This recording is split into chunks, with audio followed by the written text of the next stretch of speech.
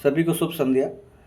एक आसान सी भाषा में एक बड़ा बात समझते हैं कि गत कुछ दिनों से यानी 2-3 महीनों में लगातार हम लोगों ने हिमालय में जो क्लाउड बर्स्टिंग का जो केसेस है वो लगातार देखते जा रहे हैं।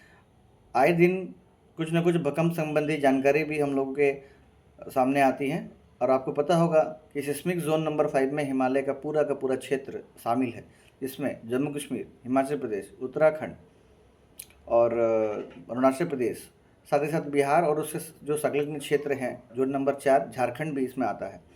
तो अभी एक रिसर्च के द्वारा एक चीज़ देखा गया है, कैलिफोर्निया यूनिवर्सिटी अभी रिसर्च कर रही है भारत और हिमालय जहाँ जहाँ है उनकी श्रृंखला, उनकी जो सीरीज़ है, कि वहाँ पर ग्लेशियर के कम होने की वजह से भूकंप की संभावना ज़्यादा देखी जा रही है।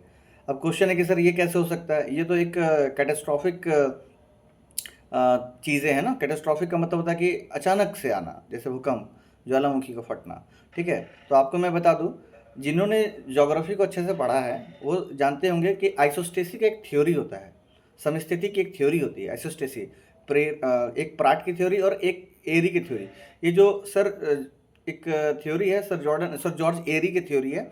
उसमें बताया गया ना कि सियाल सीमा पर तैरता है, सियाल सीमा पर तैरता है।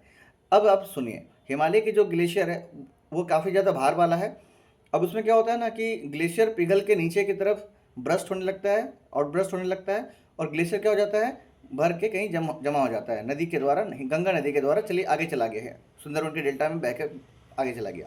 अब क्या हो गया, हिमालय का जो वजन है वो हल्का हो गया। ये सुनने में बड़ा अजीब लग रहा है, लेकिन ये है, ये आइसोस्टेसिस थ्योरी के थ्रू होता है ये चीज़। ठीक है, घनत्व में कमी आने की वजह से होता है। अब हिमालय का जो वेट है वो हल्का हो गया है। ठीक है, जिस कारण से आप याद रखना, ये जो स्प्रिंग है मैंने दबाव लगाया है इस पर।